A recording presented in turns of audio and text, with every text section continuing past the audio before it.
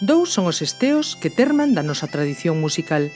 Perfecto Feijó, quen dignificou os traxes tradicionais incorporando os coros, e Faustino Santalices, quen rescatou para a música tradicional galega os dous instrumentos máis significativos de Galicia, a gaita e a zanfona, dándolle o sitio que merecen.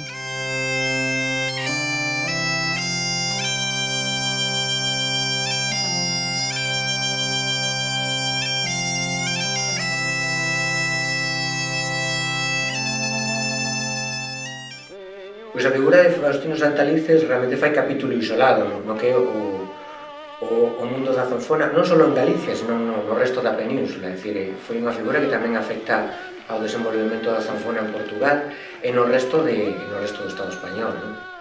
Hai unha anécdota, escutando Discópolis hai moitos anos, lembro falar a Benito Lerchundi, por exemplo, do disco de Santalices. Pregúntanlle, cal foi un dos discos que escoitou da península que máis influenciaron e tal, e fala do disco de Santalices. A anécdota, pero é algo moi curioso que un cantautor vasco acaba falando de Santalices, por exemplo, non? E realmente é quen dá a coñecer a sociedade galega o potencial deste instrumento. A raíz de que ele se vai atopando por aí zanfonas e vai facendo como unha especie de Frankensteins con eles, non foi realmente un constructor de zanfonas, sino que máis ben o que fixo foi reparar os modelos máis viables, non? E acabou tocando con 3 modelos ao longo da súa vida. A figura de Faustino Santalices, claro, e logo foi super importante, non? Porque digamos que foi con unha familia de Lugo moi importante, familia de Antón de Marcos, e Faustino Santalices foron os fundadores do Obradoiro Escola da Diputación de Lugo. E claro, el aí foi onde empezou especialmente a recuperar zanfonas antiguas que ele encontraba e a restauraba, non? E a raíz dele, pois, tamén debeu de construir algunha, indudablemente. E aparte, as grabacións verdadeiramente extraordinarias que ese home deixou xa no ano 50, que é impresionante, non?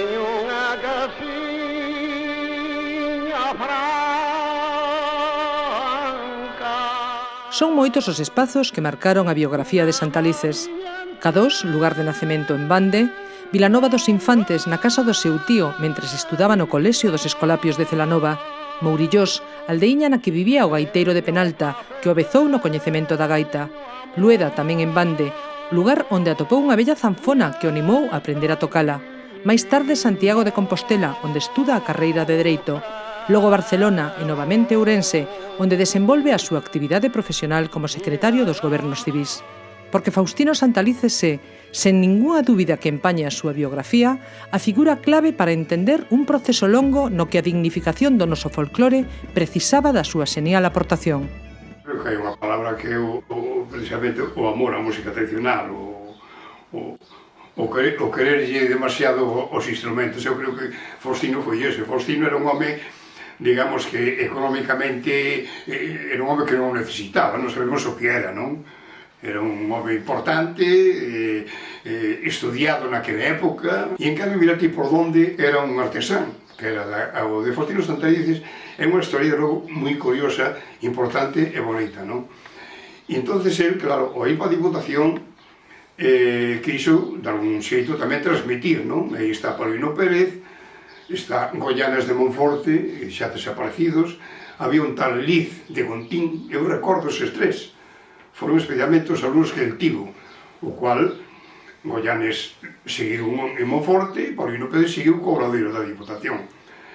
Claro, era unha época, non era de hoxe, non, realmente, había menos xente, se queres, interesada no tema, porque tamén o mundillo da gaita era moito máis reducido, non? Pero claro, a época del foi realmente importantísima. Aí está, digamos que casi foi unha raíz aí que empezou a xeminar dun xeito extraordinario, non? El tuvo ali uns alumnos enteros, Paulino Pérez, que foi o que seguiu un pouquiño a faceta da construcción de zanfonas, non? Aunque non tuvo moita, digamos, como se chamaría, un instrumento que non estaba realmente visto ao público de algún xeito, non musicalmente. Eran zanfonas que se facían, además o digo así, como de exposición, por moito dicir algo, como caeu de moda na cuestión na casa dos médicos. Realmente, eu é onde encontraba realmente zanfonas feitas por Paulino Pérez do taller de Diputación, non? Quero dicir con isto que decaeu outra vez a raíz de desaparecer Faustino Santalices, decaeu moitísimo o tema da zanfona.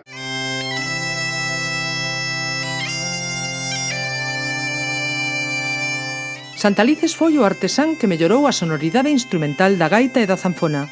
Traballou con mimo neses instrumentos para procurar neles mellores cualidades, mellorándoos e dándolles un maior cromatismo.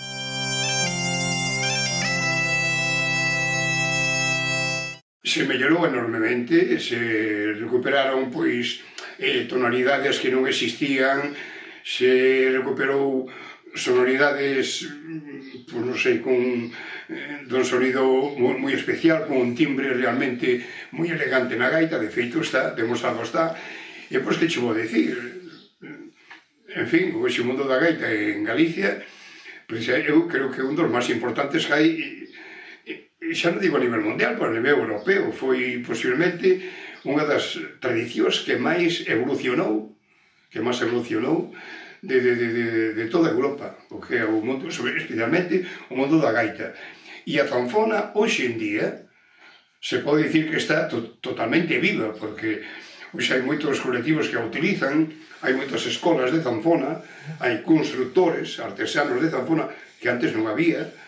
En fin, eu creo que a evolución foi verdadeiramente excepcional. Isto evolucionou moitísimo e, de feito, os gaiteiros e os mestres de gaita, claro, cada vez exigen máis, non? Según vai mellorando, cada vez queren máis. É a maneira de evolucionar e chegar a fazer unha gran calidade, non? Que pasa? Eu tenho relación con moitos musicólogos, entre eles, un que era de Cedeira, que era director da Escola de Gaitas da Diputación da Coruña, desaparecida, claro, desapareceu ele, tamén desapareceu a escola, que era Rosario de Leonardo Bouza, aparte dun gran compositor de pezas para a gaita. Ele era director de banda, director de coros e tal, e tomou un gran interés pola gaita. Que foi? Llevou a idea de que ele quería facer unha sinfónica, digamos, 7.000 de gaitas. Claro, eso eran 7 gaitas de distintos tonos musicalmente que tocaran xuntas. Claro, o sonido da gaita é un pouco forte e complicado, non? Se está desafinado, eso sería un desastre, non?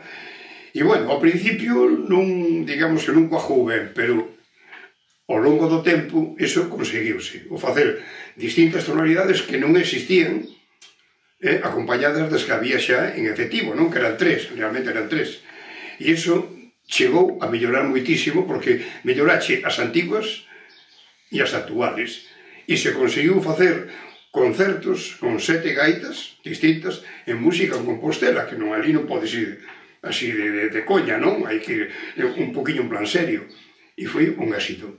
Se actualmente existen grupos de música tradicional que proxectan o noso folclore a través da discografía e actuacións en espazos musicais en todo o mundo, é porque Faustino Santalices puxo en pé unha tradición musical deteriorada pola falta de apoio institucional. Apoio institucional non houve nunca. Nin daquela, nin así de claro. Eu, por exemplo, o tema de Vigo, eu digo que iso foi como unha lotería, foi unha sorte que o Concello de Vigo no ano 82 tomárase a decisión de ofrecernos que fóramos co obradoiro para a Escola de Artes, debido a que a Escola de Artes naquela época chamáballe Universidade Popular, o sea, é un feito alemán, donde se xuntan actividades artesanais e tal. Entón, viron que o tema do obradoiro se conta o tema, que no ano 82 foi o Mundial de Fútbol que en Vigo, o Porto, a Coruña, etc. Entón, o Concello de Vigo fixo unha serie de actividades e entre elas fomos nos chamaron a nós porque co tema do grupo didáctico eu tiña unha especie de exposición a un mini museo que ali está na escola e lles chamou a atención e fixemos unha exposición durante un mes en Vigo, non? Coincidindo cos apeos da labranza do Museo Liste, mira tú, coincidimos e fomos todos para Vigo, non?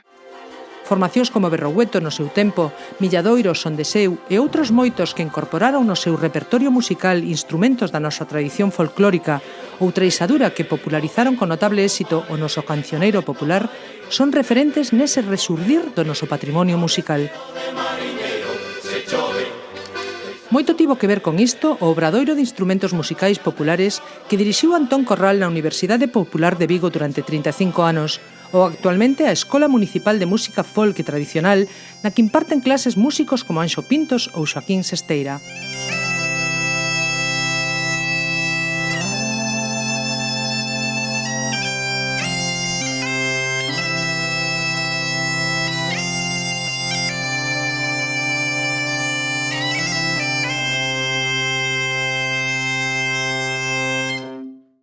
É curioso, pero o meu primeiro salario como músico foi como bombeiro, aínda que eu xa empezaba a tocar a gaita.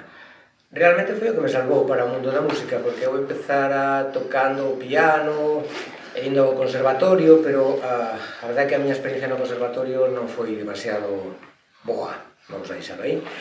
E despois, xa digo, afortunadamente o meu pai rescatoume para o mundo da música ensinándome a tocar a gaita, despois empecé a tocar tamén un grupo de gaitas que tiña, que se chamaba Alfolíes, e afortunadamente despois o Obradoiro de Antón Corral viu para Vigo, para aquí, para este edificio no que agora estamos facendo esta entrevista, e aí fundou un grupo didáctico do que tive a sorte de formar parte, e aí acabei descubrindo este outro instrumento, que é a zanfona, que hoxe comparto paixón entre a gaita e a zanfona, aparte de outros moitos instrumentos. En Cambados hai un proxecto para facer un grupo nunha sociedade cultural, entón meu pai lévame para que participe ali tocando o tambor. Despois de aí ocorren moitas cousas, desaparece ese grupo. Como desaparece ese grupo, meu pai lévame ao Sisto, onde é a terra dos campaneiros, que acababan de formar unha banda de gaitas ali para que toque ali. Estando ali, pois meu pai fallece no ano 81, e aí hai un corte onde empezo, despois de un ano ou así, a colaborar con un grupo de baile de Cambados, onde estaba unha das miñas irmáns que bailaba, e sigo co tambor, ata que ese grupo tamén desaparece, igual son eu o gafe, desaparece, e vou a outro grupo, donde outra irmá miña, que tamén bailaba, pois está dando clases de baile. E ali teño unha banda de gaitas, e estou tocando tambor, pero chega un momento que sintes necesidade de facer algo máis, non? Entón, casualmente, collo a gaita e empezo eu tiña idea de solfeo, a escala a diferenciaba perfectamente, e dali a un ano e medio, por decirlo así, isto con 13, 14 anos, pois xa era a banda de gaitas onde estaba, pois se ensinábanse uns a outros, non había, digamos, un profesor como tal, non? Senón que o que máis despuntaba era o que ensinaba as pezas e tal. E, aí o ano seguinte, ou 2 anos, acabei ensinándolle as pezas a todos. É fundamental alentar e animar os rapaces e rapazas no coñecemento e difusión da nosa música e do noso cancioneiro popular, porque forma parte de nós.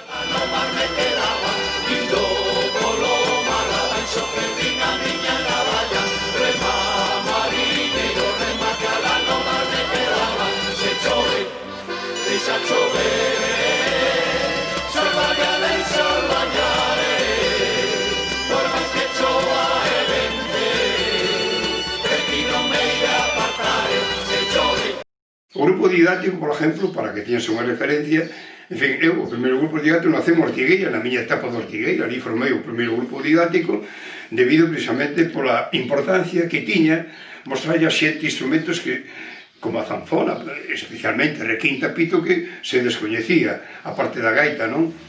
E depois formei outro en Lugo, e en Vigo fui unha das primeiras decisións que tomei, debido ao interés e a experiencia positiva que era precisamente mostrar a xente, sobre todo, instrumentos e música galega que se descoñecía totalmente, non?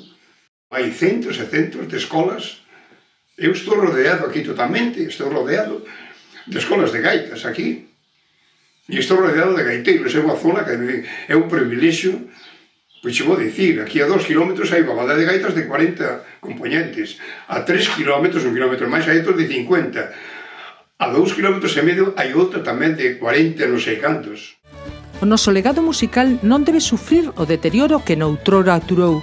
Debemos asegurarlle un esplendoroso porvir co entusiasmo do pobo que o sabe aprezar enchendo auditorios e prazas públicas, co entusiasmo que en todas as franxas de idade provocan as voces e instrumentos que cantan bellas e populares melodías.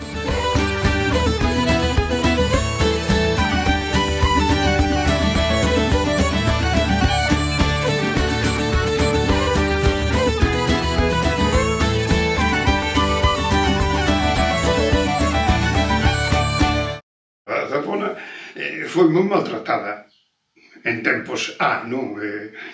Vemos imaxes que hai por aí dos cegos, trovadores, claro, era un instrumento que utilizaban nas feiras, nos mercados, un instrumento que non... calquer tipo de, digamos, de temperatura, humedade, pois se deteriora, non? Entón, se tocaba desafinada, sin calidade, e iso perdeu o interés realmente, sobre todo popular, non? Eu iso teño clarísimo que foi así, non? E totalmente desapareceu. Se volvemos outra vez, precisamente a importancia que tú, Faustino Santalices, nesa época tan boa, non? Pero, bueno, vou che dicir algo. Eu, cando viñen para Vigo, por exemplo, non había ningún sitio onde se dera clase de zanfona en toda Galicia, para nada, non? Oxe, iso xa está moi espallado, Oxe, xa hai moitos zanfonistas, Hai obradoiros, hai demanda do instrumento, e pois, por exemplo, en Vigo sigue habendo unha escola, hai unha escola de instrumento, Anxo Pintos, que é o, digamos, o responsable máximo dese movimento, non? E, bueno, hoxe xa, home, claro, non é a gaita, naturalmente que non é a, digamos, a cantidade, non, pero tampouco importa moito a cantidade, o que importa é que este viva e está vendo, ademais, grandes instrumentistas de zanfona hoxe en Galicia, que antes non había, para nada, non? Vivimos nunha sociedade complexa. Unha sociedade complexa supón que a xente ten gustos moi diversos. A min o que sí me interesa é vivir nunha cultura viva que teña todos os nichos culturais cubertos. É dicir, que non necesitemos importar un cliché de outro lugar ou unhas músicas de outro lugar. Eu creo que esas músicas que importemos pasen por un filtro. E o filtro somos nós, os galegos. Se os galegos coñecemos moi ben as nosas fontes, a nosa música tradicional, é dicir, eu como músico tradicional, pero ao mesmo tempo contemporáneo, poño o meu filtro a funcionar e decido que cousas collo da tradición e que cousas collo da globalización. Ao final o resultado vai a ser diferente que se un músico de Ecuador fixera a mesma operación. Entonces, o valor neste caso desa mestizaxe está en que la bolsita de té la pongo yo. E eu fago a mestura de ervas para que ao final eso teña, digamos, un novo valor. Compre que as institucións públicas e as comisións de festas sexan máis responsables á hora de contratar e organizar as festas populares, que deberían ser moito máis galegas, promovendo a contratación da nosa música fronte a outras foráneas e de ritmos que non nos identifican.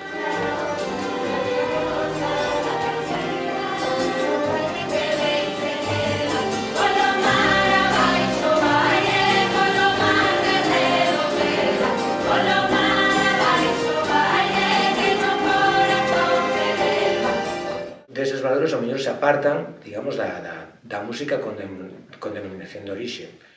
Sempre vai a ser un pouco inevitable que en todos os experimentos que se fagan a ser, digamos, tanteos moi a tanxente externa, non? Pero eu doulle valor a todo iso.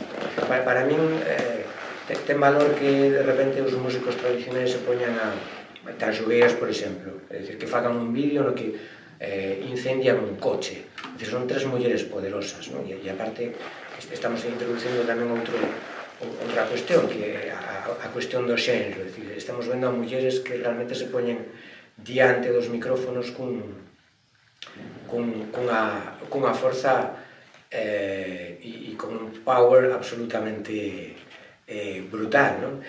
Entonces, eso é moi importante, porque son tres mozas novas que van a arrastrar tamén ao seu público, non? Ou dicir, inevitablemente eu teño unha edad que me vai a costar, que me vai a impedir, digamos, hai como unha especie de barreira xeracional que, bueno, vai me fazer máis difícil achegarme ás novas xeracións, pero elas están nesa xeración e teñen un pouco ese valor de ir pasando o testigo a esas novas xeracións para que vayan conformando eses novos públicos. Os seus referentes musicais son necesariamente diferentes aos meus e aos de Xocas e aos que fixeron posible que Milladoiro e Fuxan os Ventos existiran, que son dúas fórmulas tamén que veñen do ámbito urbano e funden as súas raíces no que foi a música tradicional, non? Entonces, realmente, no fondo estamos todos dentro do mesmo globo, aínda que a veces dé a impresión de que estamos en globos diferentes, non? Pero evidentemente o globo é unha circunferencia e cada un pode estar ocupando un punto concreto dese.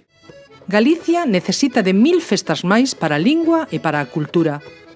Porque se a música é un elemento de cohesión social, unha forza simbólica que enardece e o noso cancioneiro popular se expresa na lingua que nos define como pobo, non ten ningún sentido que as nosas festas populares se fagan mayoritariamente con outros ritmos e con outra lingua.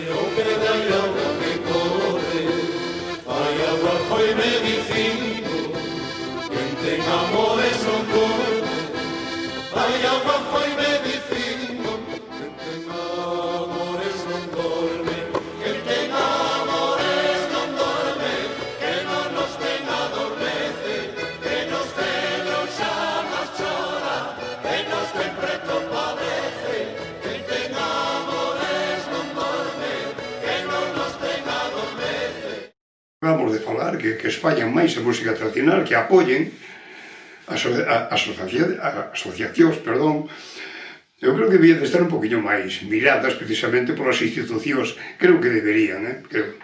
Además, sería moi económico, así, de verdade, pero non sei, eu me parece que as asociacións culturais van a ter que fazer presupostos moi elevados para que lle fagan caso.